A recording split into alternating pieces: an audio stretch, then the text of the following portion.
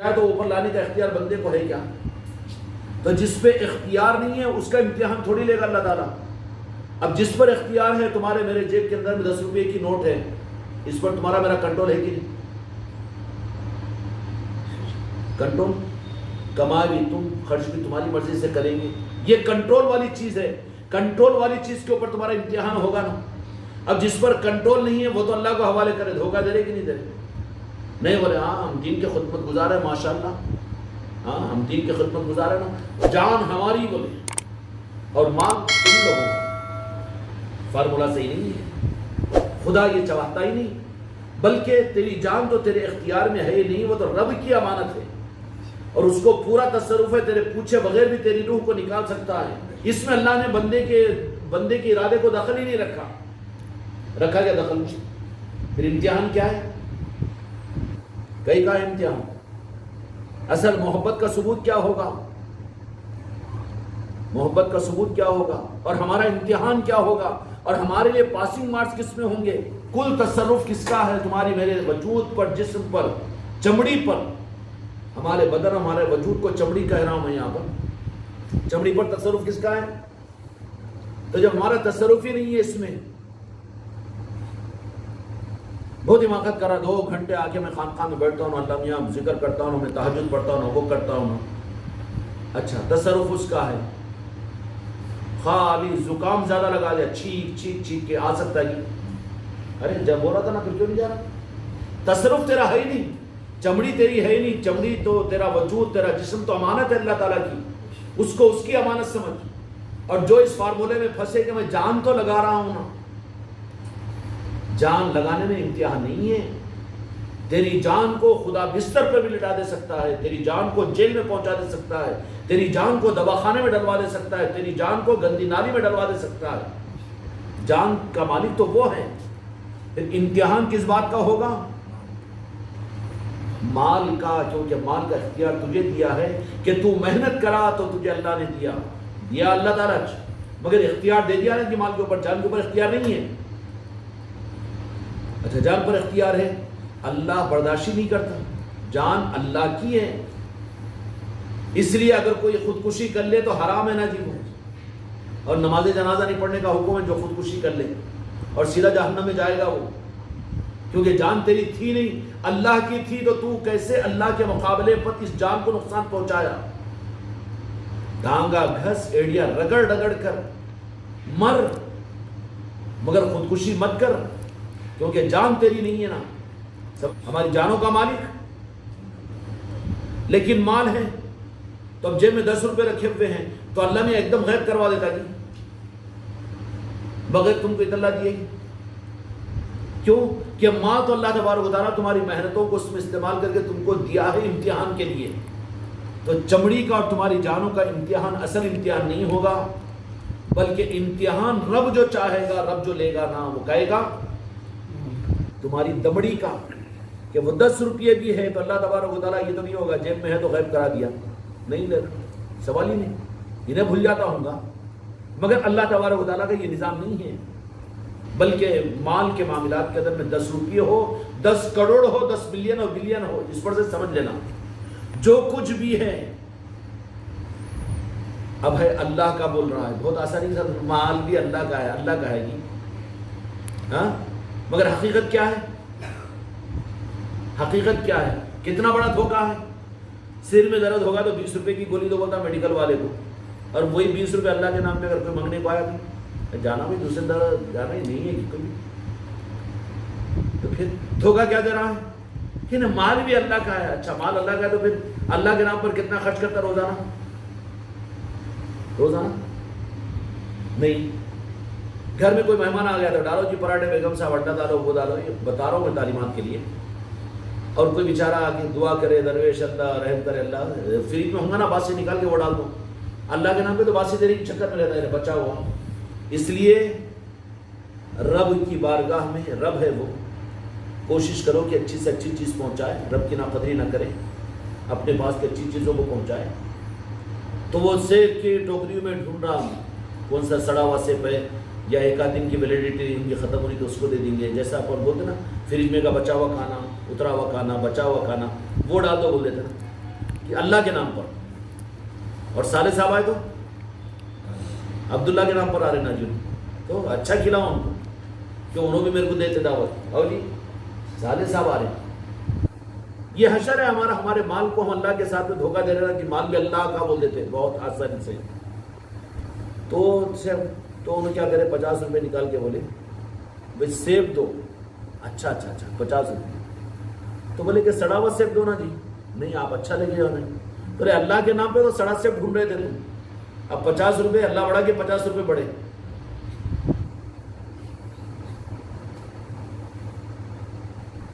اللہ کے نام پر بولو تو سڑا سیب ڈھونڈ رہے تھے نا تم, اب یہ 50 روپے بولو تو اچھا سیب ڈھونڈ رہے ہیں. تو تمہارے پاس میں اللہ بڑا ہے کہ 50 روپے بڑے ہیں. دمڑی پر امتحان ہوتا ہے کبھی بھی. 10 روپے کیوں نہ ہو کہ امتحان ہے وہ, 10 کروڑ کیوں نہ ہو کہ وہ امتحان ہو. کبھی مال کو اپنے دل سے مت لگاؤ. اس کا مطلب کیا ہوگا کہ ان کے اور حق کی نسبتوں پر خرچ کرنے پر نہ سوچیں گے, نہ خرچ ہونے پر فکر کریں گے, بلکہ وہ مولا تیرا دیا ہوا ہے تیرے نام پر میں لٹا رہا ہوں. ایک امتحان کس بات پر ہوتا ہے؟ چمڑی پر نہیں, چمڑی پر نہیں ہوتا بلکہ دمڑی پر. اس لیے اہل طریقت جان تو اللہ کی, اگر جان اللہ کے لیے لگا رہے ہیں تو کوئی کمال نہیں ہے, تمہارا اختیار ہی نہیں ہے اس کے اوپر. نہیں ہے کیا اختیار؟ بیٹھے بیٹھے بہت زیادہ نیند آ گئی تو مجبوراً آپ کو سونا ہی پڑتا ہے, آبسینٹ کروا دیتے کہ نہیں کروا دیتے, بے ہوش کروا دیتے ہیں. وہ تو کل اللہ تعالیٰ کے اختیار میں تمہاری جان. پھر امتحان رب کا مال پر ہوگا, دمڑی پر ہوگا. اب اس امتحان میں اگر فیل ہوا تو پھر ادھر کے بھی مارکس نہیں ملتے, جان کو لگائے سو بھی مارکس اس کو نہیں ملتے. اس لیے جہاں جہاں اللہ تبارک و تعالیٰ نے نماز کا حکم فرمایا قرآن مجید میں, اقیموا الصلاۃ وآتوا الزکاۃ, جہاں نماز کا تذکرہ فرمایا وہیں پر زکوٰۃ کا تذکرہ فرمایا. کیا ہے؟ نماز جان کا استعمال ہے, زکوٰۃ مال کی خیرات ہے, مال کا استعمال ہے. اب ہم ان نظاموں کے اندر بھی جان تو میری ہے, ہاں میں بیان کرنے والا ہوں, مجھے 20,000 روپے نذرانہ دو اور میں آ کے بیان کرتا ہوں, میں نعتیں پڑھتا ہوں, منقبتیں پڑھتا ہوں اور ماشاءاللہ یہ کرتا ہوں, اور میں وہ نہیں. بی اموالکم وانفسکم قانون ہے خدا پاک کا. تو جان اللہ کی ہے, اللہ کے حوالے کر کے اگر اللہ کو دھوکہ دے مال تیرا ہے, اور تو مال کو اگر اللہ کے نام پر خرچ نہ کرے تو تو جان کے استعمال کے اندر بھی جھوٹا قرار دیا جائے گا. کیا قرار دیا جائے گا؟ اس لیے امتحان جو ہوگا نا وہ دمڑی پر ہوگا. اچھا دمڑی 10 روپے کی صورت میں ہو, 10 کروڑ کی صورت کے اندر میں ہو, وہ مال اگر مرضی مولا کے اوپر خرچ کرنے میں پیچھے نہیں ہٹ رہا ہے, وہاں سوچ نہیں آ رہی ہے, اور آگے کے حالات اس کو ڈرا نہیں رہے ہیں, آگے کے معاملات نہیں بھائی ذرا بچا کے رکھو نا, آگے کے حالات کیسے رہتے گی کیا ہے, یہ سوچ اگر آ رہی ہے تو سمجھنا کہ تو دمڑی کے امتحان میں فیل ہے, چمڑی کے امتحان میں پاس ہو رہا ہے. لیکن وہاں پر تجھے جو کامیابی کا سرٹیفکیٹ ملے گا نا تو وہ تو چمڑی کے امتحان پر. اس لیے سب سے پہلے تو جہاں کے مالک میرے آقا نے صحابہ اکرام رضوان اللہ من کے ایمان کے پیمانے کے لیے دمڑیوں کو لگوا دیا تھا, لگایا تھا کہ نہیں؟ کہا آج دین کو ضرورت ہے, دین کو ضرورت تھی کہ اللہ کا دین تھا نا جی.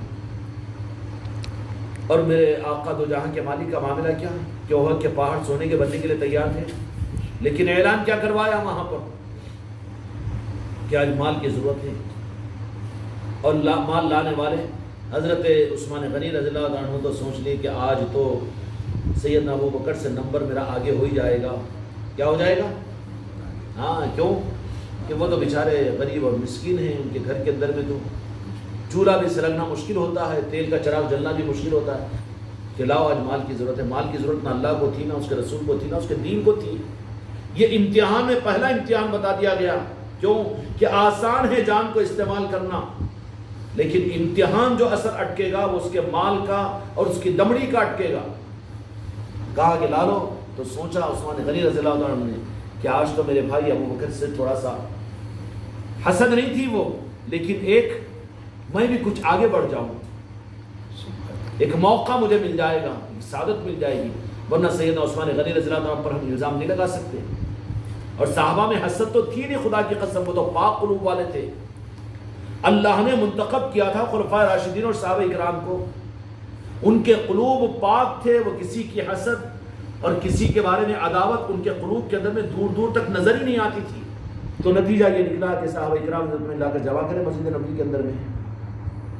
حضرت ابوبکر صدیق رضی اللہ عنہ اپنے گھر کے اندر میں سب کچھ، حتیٰ کہ جھاڑو بھی گھر کی، اور گھر کے الماریوں کھڑکیوں کے اندر میں باپ چونکہ نابینا تھے تو پتھرے رکھ کر اس کے اوپر کپڑا ڈال دیے. تو اللہ تبارک و تعالیٰ کی طرف سے امتحان چمڑی کا نہیں ہوتا بلکہ دبڑی کا ہوتا ہے. حضرت ابوبکر رضی اللہ عنہ سب سن لیے اور سب گئے اور خوب لے کر آئے ڈھیر سارا مال. مسجد نبوی کے اندر میں آنگن کے اندر پورا کا پورا بھر گیا. بہت دیر سے کون آئے؟ سیدنا ابوبکر صدیق رضی اللہ عنہ ایک چھوٹی سی پوٹلی گھنٹے میں بند کر، چادر میں بند کر، گٹھڑی بند کر لے کر آئے. تو دو جہاں کے مالک مسکرائے اور فرمایا، سب کھڑے ہوئے، سب کے سامنے کیا فرمایا، کیا ہے ابوبکر؟ کیونکہ ذرا سوال دل میں پیدا ہوا تھا نا کہ آج تو ہمارے بھائی ابوبکر سے کچھ قربانی میں آگے بڑھنے کی سعادت مجھے مل جائے گی. نتیجہ کیا نکلا کہ سیدنا ابوبکر صدیق رضی اللہ عنہ جب مال لے کر آئے تو دو جہاں کے مالک میرے آقا حضرت محمد مصطفیٰ صلی اللہ علیہ وسلم نے کیا سوال ارشاد فرمایا؟ اس لیے میرے آقا قیامت تک کے لیے ایک نظام امت کو دین اور حق کی صورت میں دے رہا تھا. سب سے تو کہ کیا لائے سوال کیوں ہوں گے دو جہاں کے مالک، لیکن سیدنا ابوبکر صدیق رضی اللہ عنہ سے اجنبی اور اچنبا سوال کیے. کیا فرمایا کہ ابوبکر گھر میں کیا چھوڑ کر آئے؟ کیا لائے یہ نہیں پوچھا. دو جہاں کے مالک خدا کی قسم تمہارے میرے گھروں کی بنیادوں کے اندر میں جو چیز ہے اس کو جانتے ہیں، تمہارے میرے دلوں کے اندر کی چیزوں کو جانتے ہیں. کیا سوال کیا ابوبکر رضی اللہ عنہ سے؟ کیا چھوڑ کر آئے؟ کیونکہ معلوم تھا میرے آقا کو، سرکار دو عالم کو، کیونکہ یہاں پر ایک رخ یہ آ گیا تھا کہ آج تو میں ابوبکر سے، میرے بھائی ابوبکر سے کچھ آگے بڑھ سکتا ہوں. تو کیا سوال کیا سیدنا ابوبکر صدیق رضی اللہ عنہ سے دو جہاں کے مالک میرے آقا نے کہ ابوبکر کیا چھوڑ کر آئے؟ بڑھ کے بڑی خوشی اور مسکراتے چہرے کے ساتھ میں کیا فرمایا؟ راہ حق ہے، یہ کھیل و تماشا نہیں ہے، بالحوث پاؤں نہ رکھیے اس راہ کے اندر میں. یہاں تو علی کے سپاہیوں کا کلیجہ لے کر چلنا پڑتا ہے. اس لیے بہت زیادہ اس بات میں معلومات کہہ دیتے ہیں کہ تم اپنے کپڑے بیچ کر بھی لگا دو تو اس کا حق ادا نہیں ہو سکتا. کہاں حماقت کر رہے ہیں؟ تمہارا مال تمہارے پیروں کے نیچے، مال کی ضرورت نظاموں کو تھوڑی ہے. تمہارا عجب و تکبر تمہاری خبر کی جہنم کیا، اس سے ہم کو کیا مطلب ہے؟ تمہارا ناپاک مال اس قابل کہاں ہے؟ تمہارا ناپاک مال تمہارے کوٹ و کچہریوں میں لگے گا، تمہارے دواخانوں میں لگے گا، تمہارے شادیوں بیاہ کے اندر میں لگے گا، لیکن نظام کے لیے کہاں لگ سکتا؟ میرے غوث و خواجہ اس مال کو قبول ہی کہاں کر سکتے؟ اگر کسی کا قبول ہو رہا ہے تو وہ اپنے لیے خوش قسمتی سمجھے. کیا ابوبکر کیا لائے؟ یہ سوال کیا. کیا لائے؟ یہ سوال نہیں کیا. کیا چھوڑ کر آئے اپنے گھر میں؟ کیسا اجنبی سوال. تو سیدنا ابوبکر صدیق رضی اللہ عنہ نے فرمایا نہیں، پورا لاگے دے دیا نا سرکار، میرے پاس کچھ بھی نہیں ہے، میرے بیوی بچوں کے لیے کچھ بھی نہیں، کیا بھی نہیں، بھول گیا الماریاں خالی، حتیٰ کہ گھر کے جھاڑوں کی جھاڑو بھی لے کر آ لیا نا جی میں. یہ نہیں فرمایا، بلکہ کیا فرمایا؟ اللہ اس کے رسول کے نام کو رکھ کر آیا ہوں گھر میں. آج بھی سیدنا ابوبکر صدیق رضی اللہ عنہ کی اولاد آباد و شاداب ہے دنیا کے اندر میں. کتنا آباد کیا رب العالمین نے، خلیفۃ المسلمین بنا دیا. بعد الانبیاء بالتحقیق سیدنا ابوبکر بلا فصل امیر المومنین سیدنا ابوبکر صدیق رضی اللہ تعالیٰ عنہ. اور کتنی سعادت مندی کے دہانے اسی لمحے کھول گئے،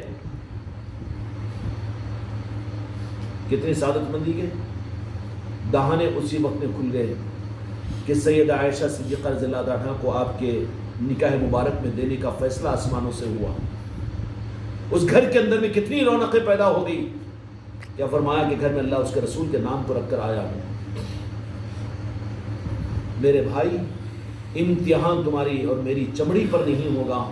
تیرے پاس میں 10 روپیے ہیں، تیرے پاس میں 10 کروڑ 10 ارب ملین اور بلین ہے، تو اس اعتبار سے تیرا امتحان تو جان کی بنیاد پر نہیں، اس لیے کہ جان کا مالک تو نہیں ہے، تیرا کچھ اختیار ہی نہیں ہے تیری جان کے اوپر، تیرے جسم پر، تیری زندگی پر. تیرا اختیار تو تیرے 10 روپے پہ 10 کروڑ روپے پر ہے، تو اپنے اختیار سے حق کی راہ کے اندر میں قربان کرنے کا کتنا جذبہ رکھتا ہے۔ یا اللہ تیری خوشنودی تیری مرضی کے لیے، نالے پاک مصطفیٰ کے لیے اور حق کے نظاموں کے لیے یہ بھی اگر خرچ ہو جائے تو میں اپنی سعادت سمجھوں گا۔ تو امتحان اللہ تبارک و تعالیٰ کے جان سے زیادہ، چمڑی سے زیادہ دمڑی پر ہوتا ہے۔ خرچ کرنے کے معاملات کے اندر میں جب اپنی جان پر خرچ کی بات بھی آئے تو اس پر اللہ کی خوشنودی اور اللہ کی رضا کو سامنے رکھے کہ میری جان پر خرچ کرنے سے زیادہ مجھے موقع مل جائے کچھ اللہ اس کے رسول کی خوشنودی کے لیے میں خرچ کر دوں۔ قرآن مجید میں اللہ تبارک و تعالیٰ نے ان بندوں کی تعریف فرمائی ہے، کن بندوں کی، کہ جو اپنی ضرورتوں پر لوگوں کی ضرورتوں کو فوقیت دیتے ہیں، خود بھوکے رہ کر دوسروں کو کھلاتے ہیں، خود اپنے خواہشات کو دباتے ہیں اور دوسروں کی ضرورتوں کو پورا کرتے ہیں۔ خانقاہ محمدی کا نظام یہ پریکٹیکل یہی تو ہے، یہی تو ہے کہ جاؤ تمہاری حیثیت کے مطابق 10 روپے کیوں نہ ہوتے ہو، ان کو لے جاؤ، اس پونجی کو اپنی ضرورتوں، اپنے لیے، اپنے کھانے پینے کے لیے تو استعمال کرتے ہو، لیکن ان پیسوں کو ان مقاصد حق کے لیے تم خرچ کرو، ورنہ کیا ہوگا؟ مزاج بگڑ کر یہ جان تو ہماری ہے، ہم امامت کرتے ہیں، ہم کو تنخواہ دو۔